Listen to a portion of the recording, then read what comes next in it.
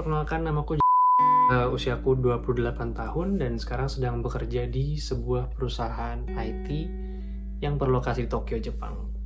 Hai, nama saya Arka, usia saya 29 tahun dan saat ini saya bekerja di salah satu perusahaan swasta di Jakarta. Halo, aku Irul, 27 tahun. Saat ini aku kerja di salah satu media nasional di Jakarta. Nama saya usia saat ini 29 tahun, pekerjaan musisi.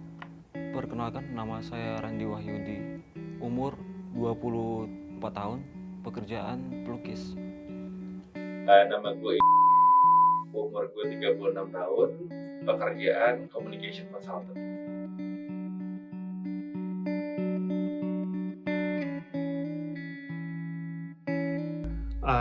Kebetulan aku pernah kena sexual harassment 2 kali di sini dan pelakunya adalah bapak-bapak yang mana sampai sekarang aku masih nggak bisa lupa.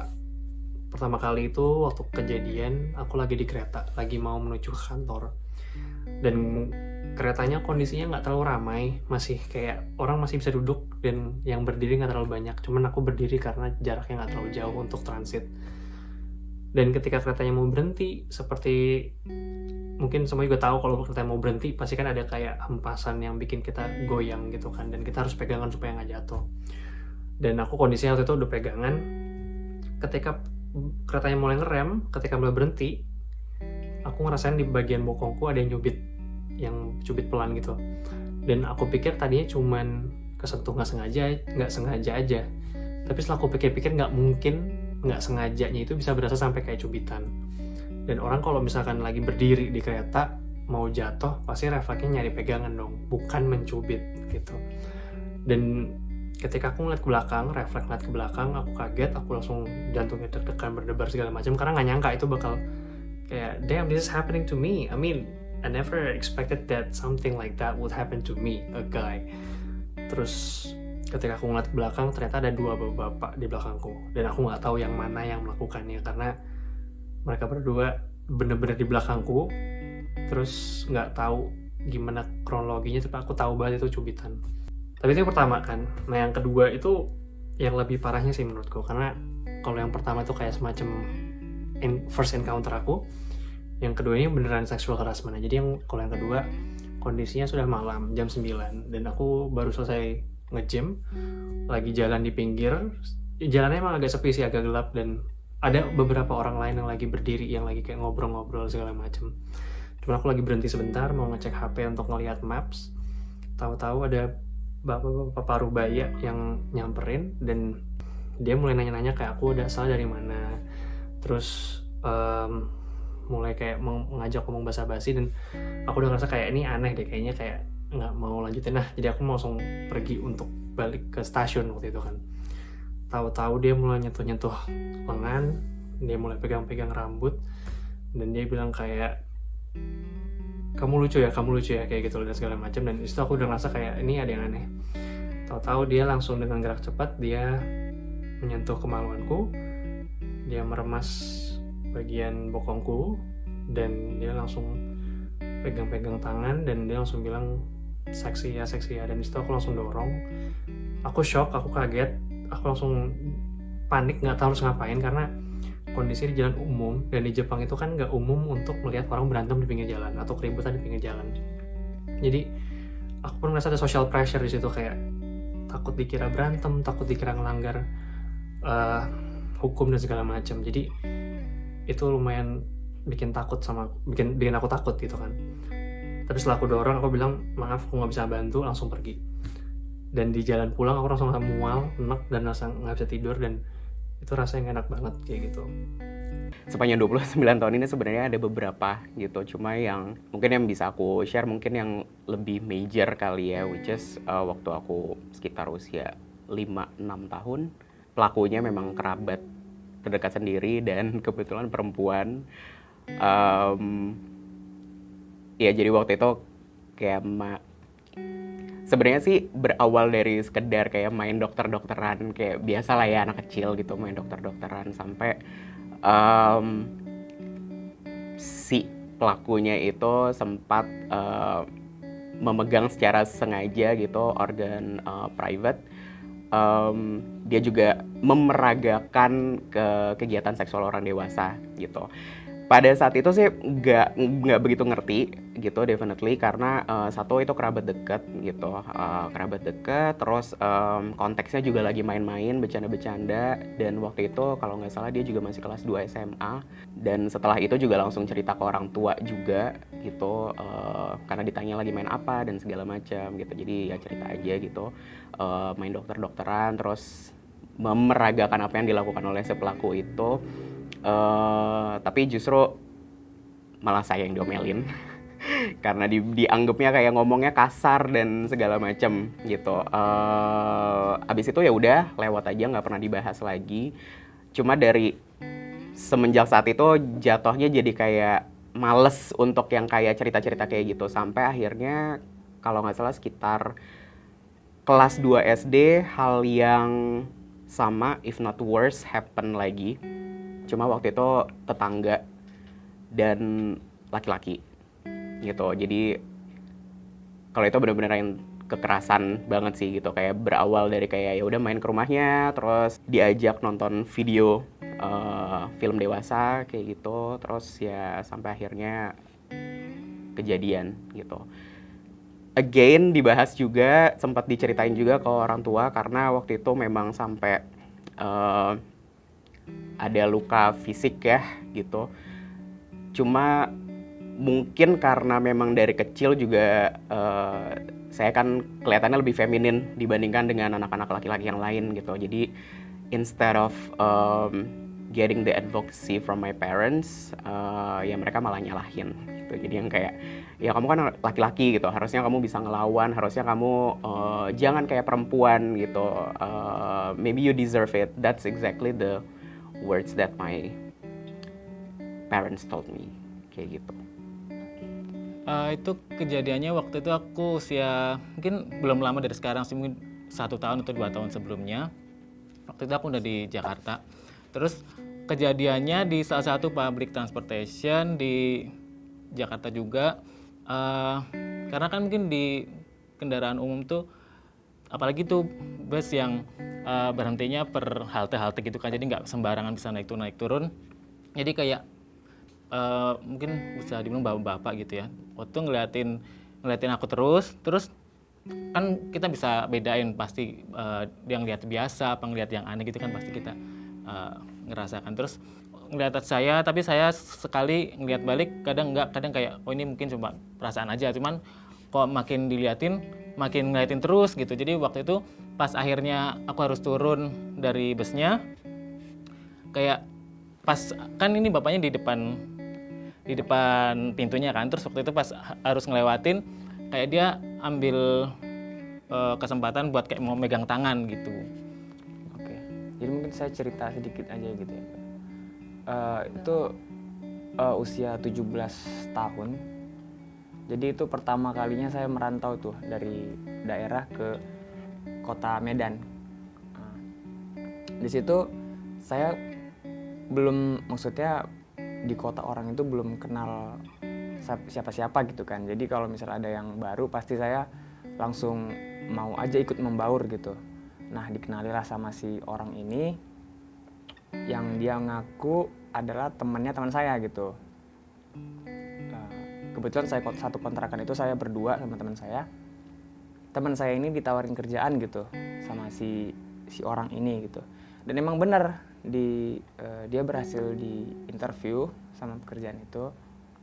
Kemudian gak berapa lama saya mau juga gitu kan, dikenalin lah sama si orang itu gitu.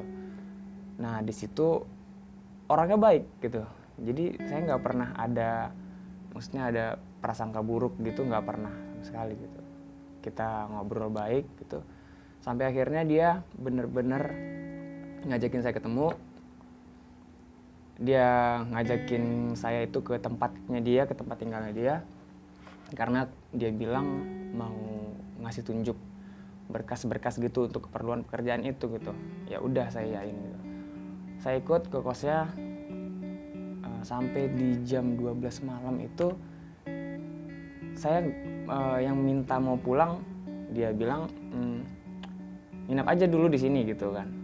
paginya diantar sama dia gitu, ditawarin. Oke. Akhirnya saya nginep. Nah di situ kejadiannya, maksudnya apa ya, dia secara sadar apa enggak nggak tahu, dia bertingkah laku kayak bukan laki-laki pada umumnya gitu loh. Dan dia di malam itu kayak apa ya, kayak wanita gitu loh, polanya, tingkahnya gitu malam itu kayak wanita. Dia nyelimutin saya gitu. Di situ saya mulai aneh gitu kan, ini udah nggak normal kan gitu. Saya pura-pura tidur aja gitu, tapi ternyata benar gitu. Setelah berapa lama tangannya mulai peluk-peluk gitulah, mulai nempel-nempel. Di situ kan saya mulai risih tuh di situ. Tapi saya maksudnya nggak bangunin dia, nggak bilang, nggak marah, nggak gitu. Saya cuman gerak-gerakin badan aja gitu kan, jadi kayak nyelamatin diri aja di situ dulu gitu. Mungkin sampai dia capek sendiri ya, karena saya udah selalu geser sana sini, dan dia mungkin dia sadar gitu bahwasannya saya nggak tidur di situ. Ya udah, terakhir kayak jam 3 jam 4 gitu dia udah nggak gerak lagi, mungkin anaknya udah tidur gitu kan. Ya udah, saya sempat tidur di situ, sempat tidur sebentar. Akhirnya azan subuh, saya kebangun langsung. Saya kayak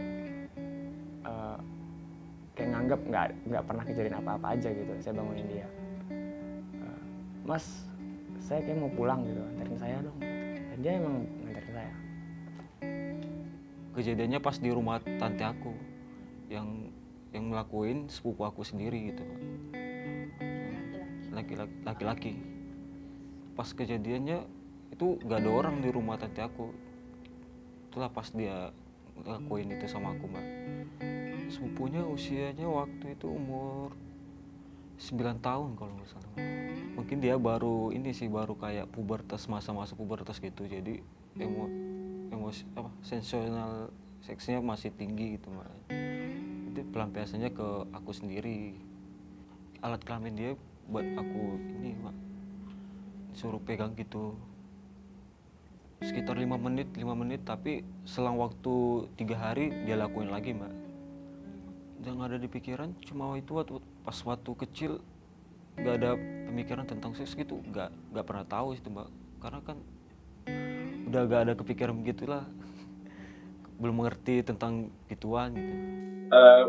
Yang pertama itu kelas 4, kelas 5 SD. Kelas 5 SD sih tepatnya. Jadi gue punya guru ngaji. Dia semua berjalan biasa aja sampai satu hari gue cuma berdua sama dia.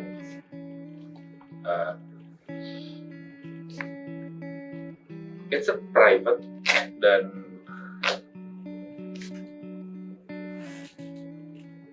long story short, dia minta gue masturbasiin dia. Even he asked me to give him a blowjob. Enak sih waktu itu, bingung, panik. Ya gue kelas 5 SD gitu, kayak apaan nih? Sampai rumah tuh kayak gue udah bisa diem. Apa ya? Nggak enak. Gue mual,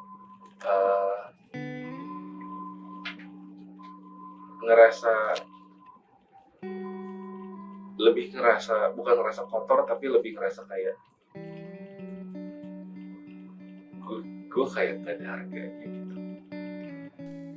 Next kejadian lah di 2013 di lampu merah.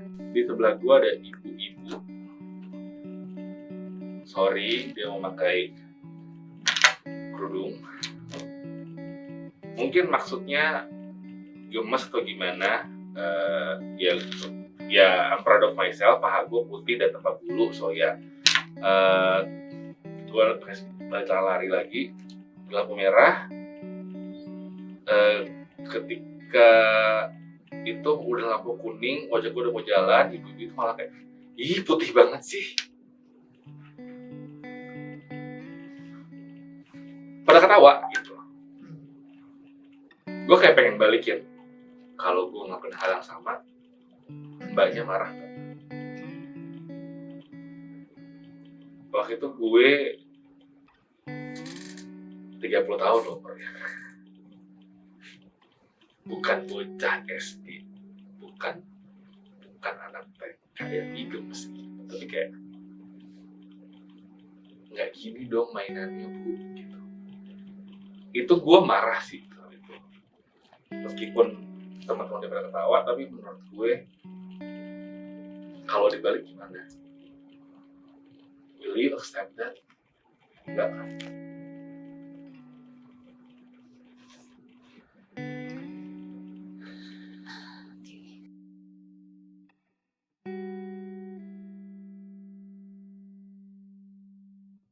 Kalau aku sih ngerasa kayak ada pikiran kayak cowok kena pelecehan kayak nggak mungkin deh, maksudnya kayak gitu loh, maksudnya kayak hal yang dianggap tabu, dianggap memalukan, dan dianggap kayak hal-hal yang segala macam. Jadi aku pun cuma memutuskan untuk cerita ke orang terdekat aja gitu loh, dan nggak yang kayak secara publik segala macam, karena I don't know, I just feel like kayak susah gitu loh untuk bersuara kayak gitu. Dan aku pun nggak tahu harus gimana gitu loh, karena pasti sampai sekarang aja nggak tahu harus kayak gimana gitu. Mungkin karena culture, patriarch, dan juga stereotype maskulinitas yang ada di masyarakat kali ya, yang bahwa jadi laki-laki tuh harusnya in control, bisa ngelawan, bisa menghindari, dan jangan sampai kejadian. Karena saya juga ngerasain dulu itu mau cerita juga malu, Pak. Kayak mau cerita tapi masa bukan prestasi yang saya ceritain gitu loh.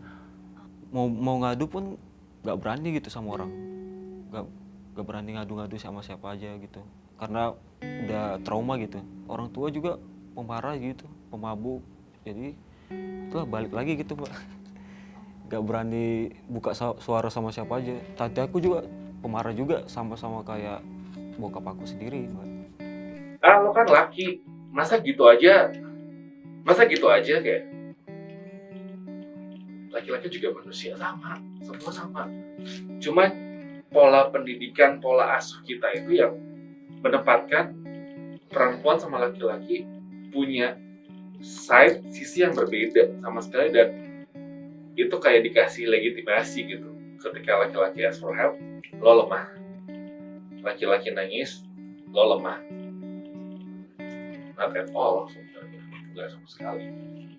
It's not a crime ketika laki-laki bilang gue nggak suka dilecehin, and it's a crime ketika laki-laki dilecehin gitu.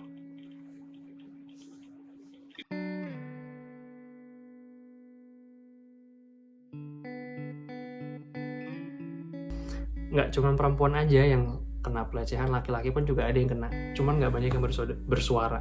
Mau nyari bantuan pun nggak tahu harus nyari bantuan ke siapa. Pesan untuk masyarakat lebih ke, I think we should normalize gitu, people speaking up about what they experienced. Karena balik lagi, it's not the victim's fault gitu. Ya itu salahnya si orang yang melakukan tindakan kekerasan itu, bukannya malah victim blaming gitu. Jadi please have a little respect to yourself and stop stereotyping laki-laki itu harusnya seperti apa gitu, supaya sebenarnya objektifnya sih semakin banyak orang yang mau speak up, semakin normal terdengarnya bahwa oke, kalau misalnya salah ya itu salah gitu. If someone did something bad to you and you feel uncomfortable about it and you feel like your safety is being assaulted, then it's the right thing to do for you to speak up gitu.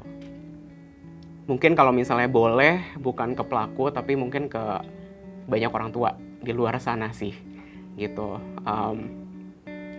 I may not be able to relate to you guys, parents, 100%, karena aku saat ini juga belum berkeluarga, belum punya anak. I think more than anything in this world, your children needs your support and trust and protection. Oke, kita mungkin banyak tahu ada anak-anak yang sekedar cari perhatian gitu atau bikin ulah segala macam, but trust them. I mean, I'm sure kayaknya bakalan lebih nyesel kalau misalnya di saat kalian nggak percaya apa yang dibicarakan oleh anak-anak kalian gitu, daripada you let it slip and then something bad happen to them gitu. Your children needs you. Kejadian kayak gitu, kejadian pelecehan itu juga bisa terjadi ke cowok gitu. Sekarang tuh bukan zamannya lagi cuma cewek yang jadi korban, tapi cowok kadang justru lebih ekstrim gitu serangannya, karena ya pasti di sekeliling kita tuh ada, dan kalau misalkan ada orang terdekat yang mengalami, ya sebaiknya didengerin gitu. Mungkin mereka tuh cuma butuh tempat buat cerita gitu. Kadang ketika cerita mungkin lebih lega dan bisa menguatkan diri kalau misalkan terjadi hal serupa lagi gitu. It's time for you to speak up. Lama atau sebentar, sedikit atau banyak, itu akan mempengaruhi cara berpikir lo. How you see life, how you deal with everything, how you deal with life, and how you make decision. Aspeknya banyak banget yang kena. Jadi, kalau lo bisa ask for help, lo bisa cari pertolongan, mau ke psikolog, mau ke psikiater, atau ke hukum sekaligus, just do it for your own good. Dan untuk yang masih berpikir bahwa laki-laki nggak mungkin lah pelecehan, jadi korban, laki-laki nggak mungkin lah dilecehin, ngapain sih lo ngadu-ngadu lo kena pelecehan, kayak no, semua orang bisa kena, semua orang bisa ngelakuin, semua orang jadi korban. Be wise, be proper kalau mau ngapa-ngapain.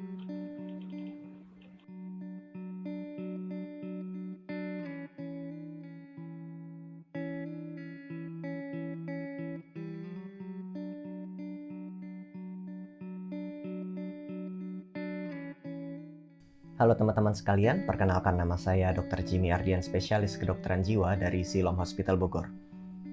Pertanyaan menarik tentang kekerasan seksual pada laki-laki. Kenapa bahkan banyak laki-laki tidak menyadari bahwa dirinya sedang mengalami kekerasan seksual? Bahkan lebih dari sekedar tidak menyadari, beberapa orang bahkan menyalahkan dirinya sendiri atau bahkan merasa bersalah karena tidak mampu mempertahankan diri, atau bahkan mengalami shame, mempermalukan diri sendiri karena seakan-akan itu adalah kesalahannya akibat dia mengalami pelecehan seksual.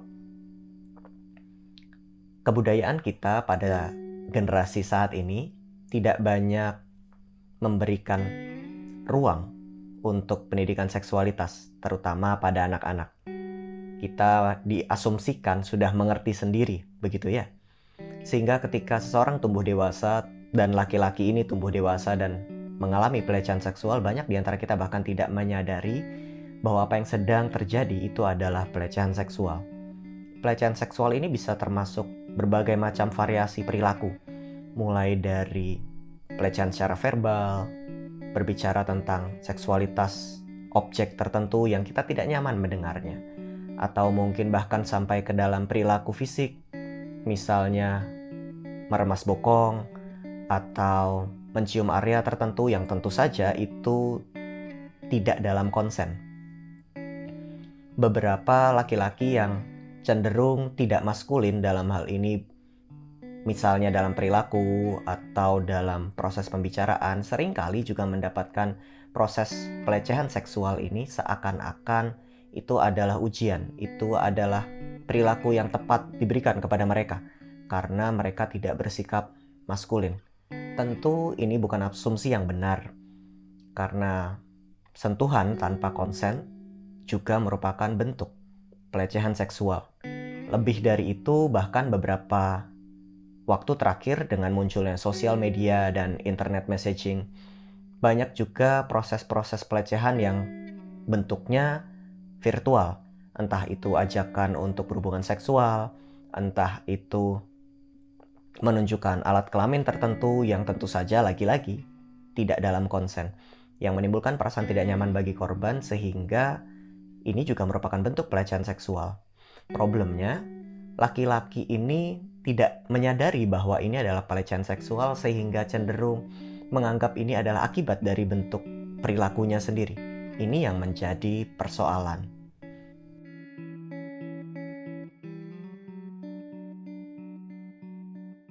Pertanyaan yang juga menarik, apa yang membuat korban pelecehan seksual enggan untuk mengutarakan kejadian hal tersebut kepada khalayak ramai atau bahkan kepada penegak hukum?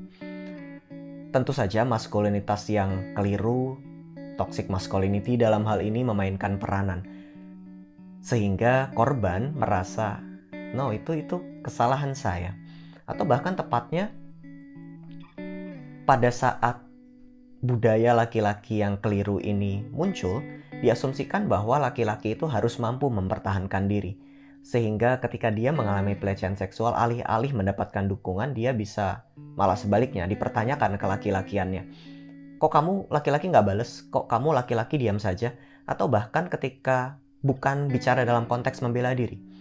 Misalnya dalam konteks yang heteroseksual begitu ya, diasumsikan bahwa laki-laki menikmati aktivitas seksual, sehingga ketika mendapatkan proses pelecehan, ketika mendapatkan pelecehan seksual dan ini tidak nyaman, malah lingkungan sekitar akan mempertanyakan hal tersebut. Wah, paling menikmati, paling lu enak-enak juga kan gitu. Sehingga jadi tidak banyak ruang untuk laki-laki mengekspresikan bahwa dia tidak nyaman, bahwa ini proses pelecehan. Budaya seperti ini perlu kita sadari, bahwa perilaku yang non-konsensual juga merupakan pelecehan, atau bahkan di dalam pekerjaan misalnya. Kalau tadi kita bicara dalam konteks budaya, misal dalam pekerjaan, pelecehan seksual juga bisa muncul dalam bentuk relasi kuasa, sehingga misalnya ada atasan, atau ada seseorang yang dalam komunitas posisinya lebih tinggi, bukan hanya dalam pekerjaan misalnya, atau dalam kebudayaan tertentu ada sosok tertentu yang posisinya lebih tinggi, dan ini bisa jadi merupakan titik masuk terjadinya pelecehan. Karena ketika laki-laki ini mendapatkan perilaku tertentu yang tidak nyaman dalam konteks seksualitas dari posisi yang lebih tinggi, biasanya juga menjadi tidak bisa melaporkan karena posisi dia lebih tinggi, karena dia atasan saya, karena dia orang yang dihormati, kasihan dan lain sebagainya. Ini juga bisa menjadi faktor penghambat seseorang tidak melaporkan kondisi pelecehan seksual yang dialami.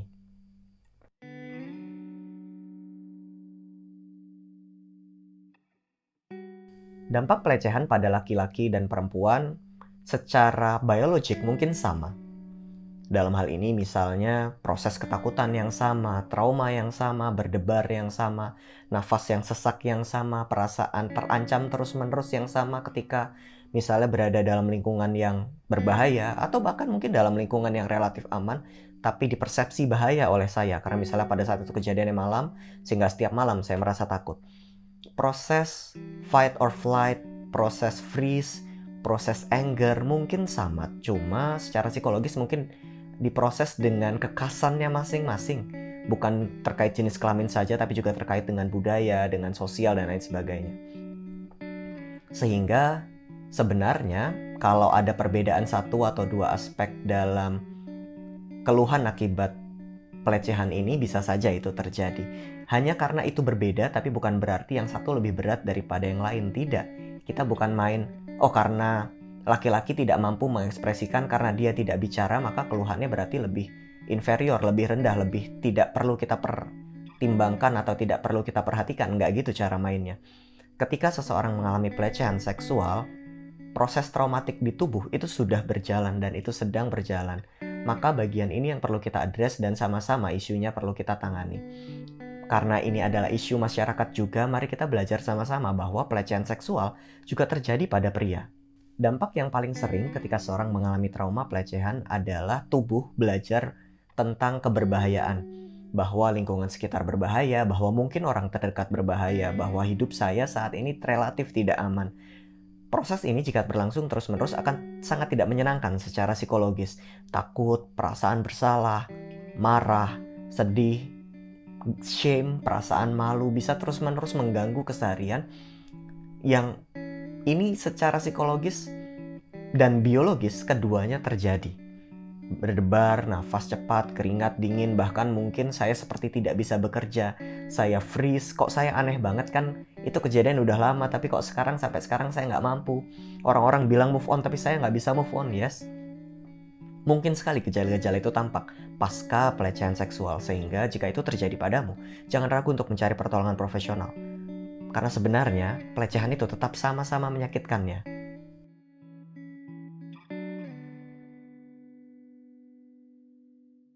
Kita perlu sama-sama belajar tentang isu pelecehan seksual pada laki-laki ini. Bukan menjadikan mana yang lebih penting, bukan. Pelecehan seksual pada laki-laki maupun perempuan itu penting. Saat ini, isu tentang kekerasan seksual pada perempuan sudah mulai banyak diangkat sekalipun masih banyak juga ya victim blaming, menyalahkan wanitanya, menyalahkan pakaiannya, dan lain sebagainya. Tapi di lain sisi ada juga laki-laki yang juga dipersalahkan atas kelaki-lakiannya karena mengalami pelecehan seksual. Kita perlu menyadari bahwa hal ini ada dan ini sama-sama tidak baiknya dan perlu kita tangani. Sehingga ketika ada orang laki-laki dalam hal ini yang juga menceritakan tentang pengalaman kekerasan seksual yang dialami atau pelecehan seksual yang dialami, mari maka tidak hakimi, dukung, rangkul, dan bawa ke dalam pertolongan jika itu memang masalah hukum, bawa ke dalam proses hukum, tapi jangan lupa juga ada proses pendampingan psikologis yang perlu dilakukan karena keadilan dan kesehatan perlu secara simultan kita perjuangkan.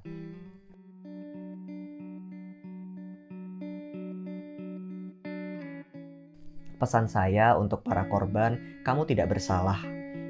Kamu tidak perlu malu terhadap apa yang sedang terjadi. Tapi kalau saat ini keluhan itu mengganggumu, yuk kita cari pertolongan. Memaafkan itu baik, tapi bukan berarti kita melepaskan tanggung jawab kita untuk menyehat. Karena bisa saja ketika saya memaafkan, trauma itu tetap ada. Dan kesehatan tetap perlu dikerjakan secara simultan dengan keadilan. Terima kasih buat yang sudah menyimak. Demikian dari saya Dr. Jimmy Ardian, spesialis kedokteran jiwa.